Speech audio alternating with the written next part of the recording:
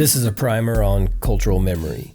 The information here is adapted from a 1995 article titled Collective Memory and Cultural Identity by Jan Osman, translated by John Zeplica. The idea of cultural memory proceeds from the contention that, put very simply, there are different kinds of memory.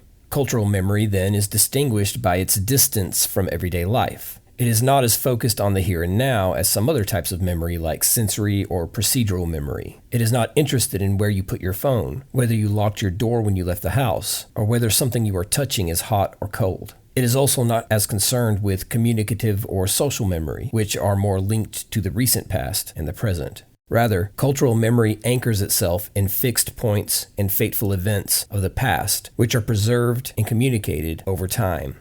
It is also not particularly focused on the flows of popular culture, fashion, trends, etc., which are unstable from one generation to the next, though it may be concerned with the cultural relevance of cycles that govern such trends. Cultural memories, according to Osman, are like islands of time that are returned to over and over again.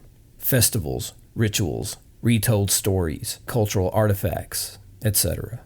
These activities suspend ordinary time, creating spaces for cultural contemplation and retrospection.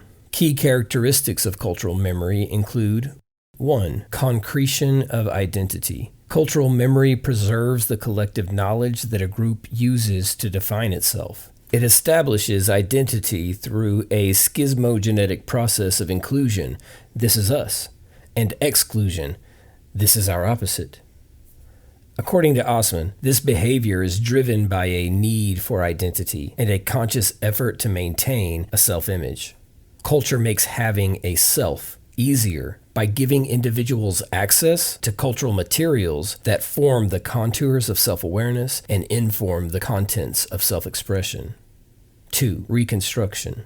Cultural memory does not directly preserve the past. Although we often use the term, it is not possible to preserve the past in the strictest sense.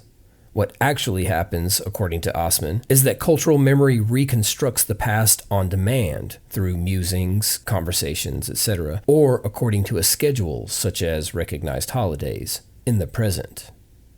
Cultural memory reconstructs the past in the present. Even though it is grounded in fixed points like texts and monuments, each generation necessarily reinterprets these forms differently and according to their particular needs. 3. Formation.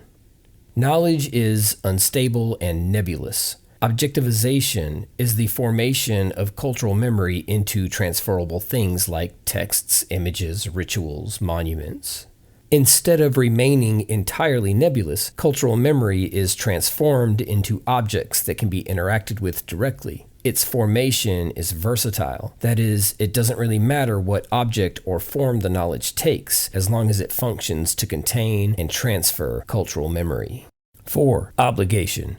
Cultural memory reinforces a group's normative self-image by imposing a system of values. Cultural values are organized along a hierarchy where some are central, non-negotiable or necessary, and others are peripheral, contextually defined. To one degree or another, cultures influence their members to adhere to and replicate a specific system of values. Thus, group behaviors are driven by a sense of cultural obligation.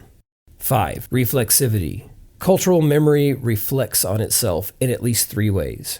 1. Practice. It interprets certain actions in ways that make sense of communal life. For example, hunting, praying, or dating are not just actions, they are cultural practices. 2. Self. It critiques and reinterprets its own meanings over time, surpassing, adapting, or even censoring previous meanings as needed. And 3. Group image.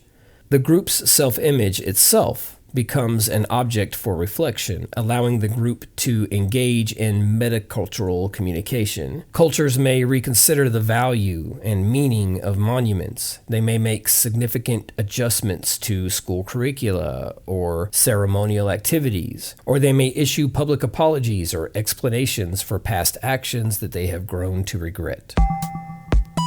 Thanks for listening.